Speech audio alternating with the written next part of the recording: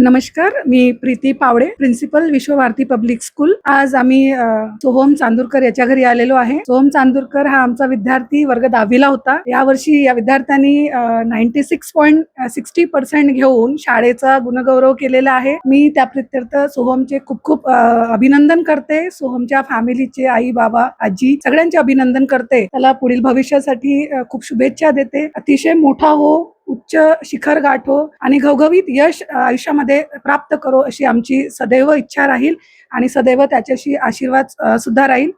त्याचप्रमाणे आम्ही नेहमीच विद्यार्थ्यांच्या सर्वांगीण विकासासाठी प्रयत्नशील असतो। आज विश्वभारतीचं नाव आमच्या या विद्यार्थ्यांनी खूप उज्ज्वल केलेलं आहे।